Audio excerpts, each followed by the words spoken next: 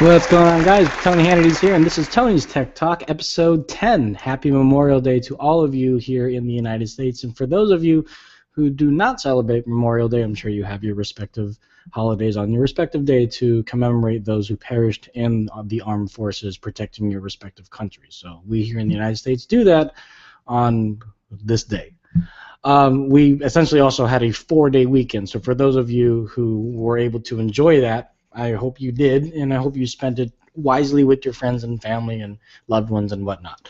In the world of tech, not a lot really happened over the weekend, or maybe stuff did, and I just went over my head because I've just been so busy with some of the other more important things in my circle, in my world. But I did kind of want to touch on some things that were kind of tech related, and one of the things related to what we did today for my son's birthday, which was indoor skydiving. So I don't know if there's any other place that does this, but at least here in California, and I know they have one in the state of Washington, there's a place called iFly, well, letter I, fly, and they do indoor skydiving, and I can actually show you some pictures here of what I am talking about. So this is in a town called Union City, and this is just an idea of what skydiving is all about. You're essentially in a wind tunnel, a vertical wind tunnel, and you've got a guide, you've got an instructor, and they're telling you, what you need to do to stay afloat. And like anything, they give you a kind of a crash course class, if you will, and they say, you just need to do this, position your body this way, move your hands this way, and listen to my instructions. And when you get in there, half of that kind of goes out the window because it's just a thrilling experience, and trying to remember everything that they said and executing it are kind of two different things. Minimum age is 3, and maximum weight, I know, is like 260 pounds. But you cannot be pregnant. But anything else beyond that, you can join in, and I think it's like $50 to $60 per person if you just drop in without a group rate. But as you can see here, here's my son. We had a bang awesome of a time. A little bit of blurriness on the photos, and we obviously took a ton of video as well too. But I do want to thank everybody who was able to make it to the event. Thank you very much. I hope you had a great time, and I hope you get to experience that with other people. If you're afraid of heights, or you just kind of want to have the experience without spending a crap ton of money, because actually jumping out of a plane, unless you get a Groupon or something like that, is kind of expensive. It can be like $200, $300. So for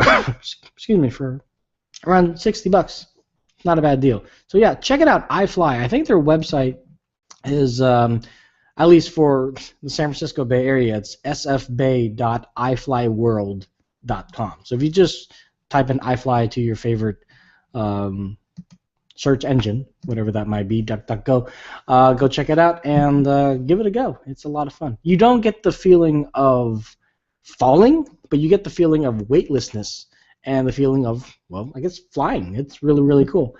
So I do urge everyone to give it a shot. The next thing that was really cool was something that we don't really get to see up here in, well, I guess NorCal, which is the Fisker Karma. The Tesla factory, if you will, is like right around the corner. It's there. I see Tesla Model S's all day. So everybody out there who takes pictures of it and puts it on Instagram is like, wow, check out that car. Granted, I don't own one. A really good friend of mine actually does, so he should be talking about this more so than me. But I'm a little desensitized to it, and also I have a cousin who works at Tesla. So it's kind of cool, But I actually got to see a Fisker for the first time. I've never seen one before. I've never even heard of it. But just by following it in the dark of night, and that's another reason why I don't really have any photographs. I was driving and it's nighttime, so. But I did notice this car, which was very, I guess, futuristically built. Had very clean lines to it, and the lights were kind of an Audi light, like how the Audis have the LEDs. But it looked different. And for those of you who haven't seen a Fisker, let me show you what exactly I'm talking about. So apparently Justin Bieber has a Fisker. Whatever. So this is the front of it. What I saw, if any of these photos, yeah, this is what I saw at night. And if you can just, get an idea of how that might look, just these lights right here, the red just kind of going down at an angle, it looked really weird. And I knew it wasn't a Genesis. I knew it wasn't a Model S. And so, truth be told, I kind of sped up a little bit just to get a better view. And yeah, this is one hell of a machine. So it really is in tune of being in the same level playing field as the Tesla Model S. It is a hybrid. It's not full electric. So you can do gas, and you get there is a lithium-ion battery in there. But the one thing it has over the Model S is that the panels on the roof, it's actually solar panel on the roof. And I'm assuming that it powers the battery, so that's how it keeps the battery running. And I don't know if the battery runs better than it would in, like say, a Volt or a Prius. I'm sure it has a shelf life of some sort.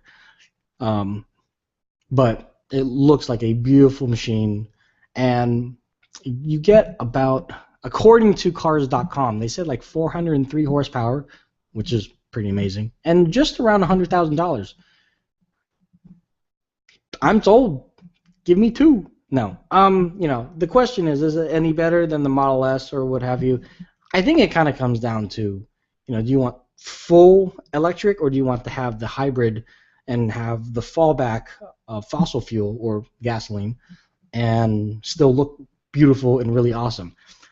Don't do what Justin Bieber did and get an all chromed out one, because you look like a jackass. You look stupid.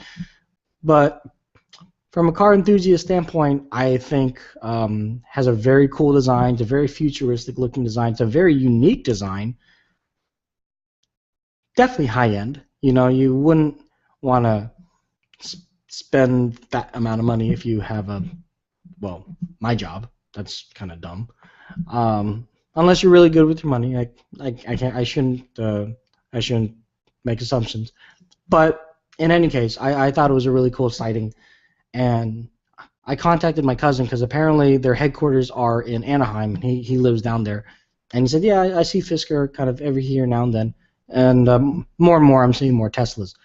So, I don't know, this particular model, it's a sedan. And it came out in 2012. So it's already like 2 years old.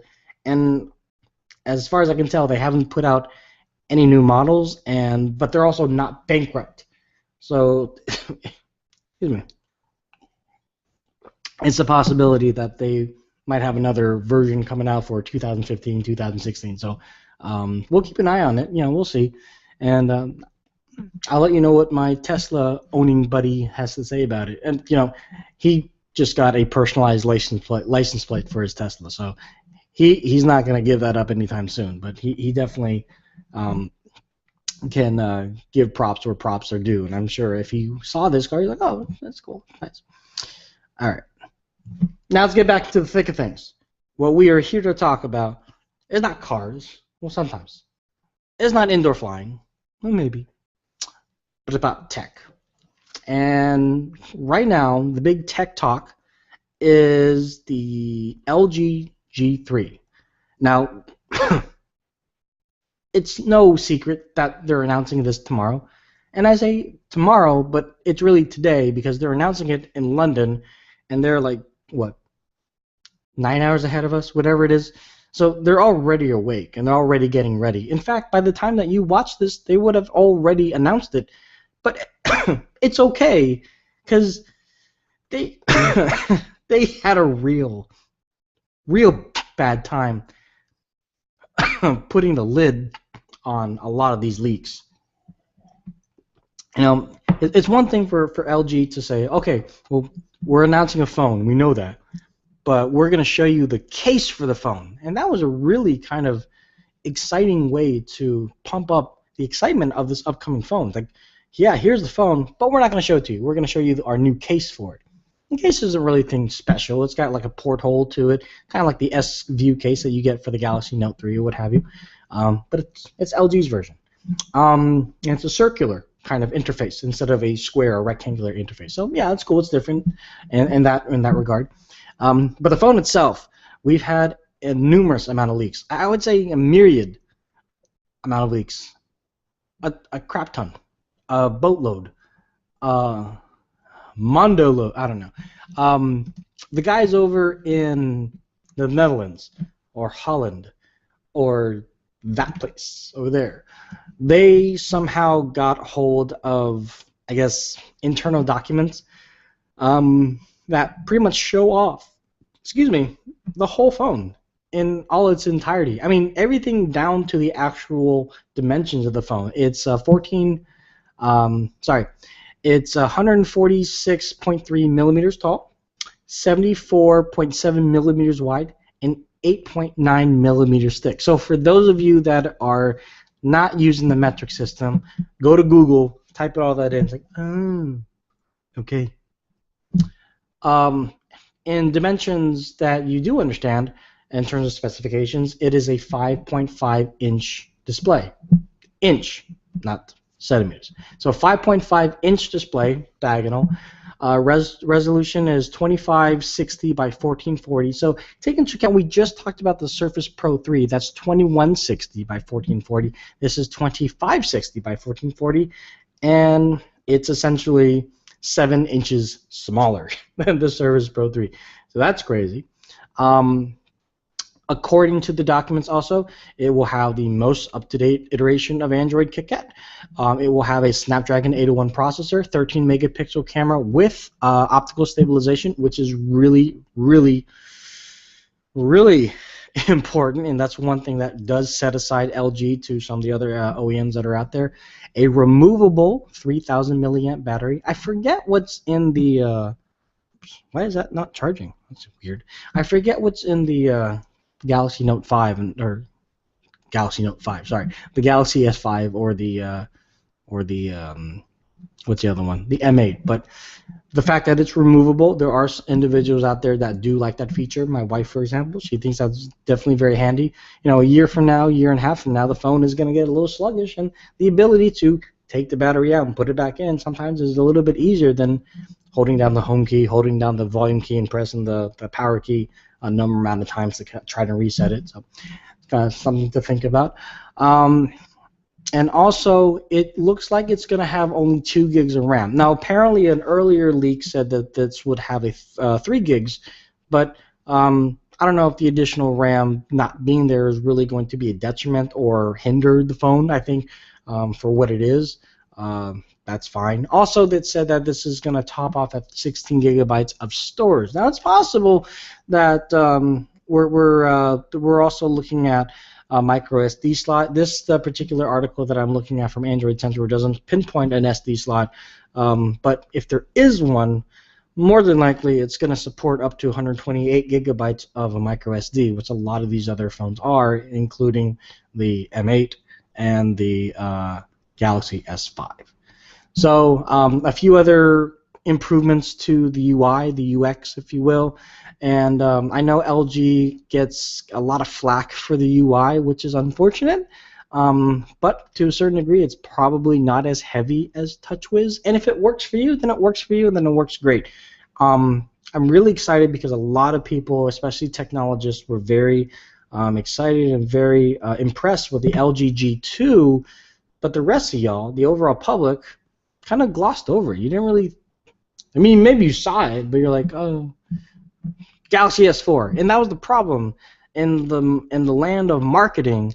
You know, you can be Samsung and rent out a whole terminal and really drill into people's minds. The Galaxy S5, the Galaxy S5, and we're gonna have all these technology and analysts and press coming to Heathrow, and they're gonna pass through the terminal Galaxy S5, going to an LG G Pro 3 or whatever it's called event. And I mean, I know they're desensitized to it, but the everyday people, like, you know, my dad, my stepmom, my mother-in-law, you know, if they see a ton of ads for something, they might, you know, forget about another really good product like the LG G3. So I also wonder if they're going to say, oh, by the way, this works with the LG G Watch or the Gwatch. and we're announcing it here and now, a couple of weeks before officially, and showing it off officially before Google I/O. I don't think so, but it would, because I know Android Wear, the G Watch is supposed to be, you know, because it's Android Wear, it's going to work with all iterations of Android. Well, maybe not all, but all OEMs. It's not like LG G Watch only works with LG G Pro and LG Pro 2 and Flex and stuff like that. That would be stupid. That would be something that Samsung does. I'm just saying. You know. So for those of you that are watching this after the fact and you want to see what this looks like, so here is the front of it. It looks like it's going to come in 3 colors, kind of a gold color, black, and silver. And then this is the back. And then LG is the company that, I think they're the only company really that has the volume rocker and power on the back of the phone, which I have to say for retailers sucks, because when they have hand models or if they have floor demos, the way that their security holds the phone is that they have a security sticker on the back of the phone, which inadvertently prevents the customer from really trying out the buttons and seeing how the buttons are on the back of the phone as they're holding it, which might be another reason why people might not buy it, because just, you know, their experience in the store is a bad experience because of how the phone is being displayed. So I don't know. That was actually something I brought up last time with the LG G2. Nobody listened to me. I actually brought it up to the people at one of the Best Buys that I go to. Like, does anyone ever mention this? And they say, no, but it's a good point. So maybe someone will listen this time, but who knows.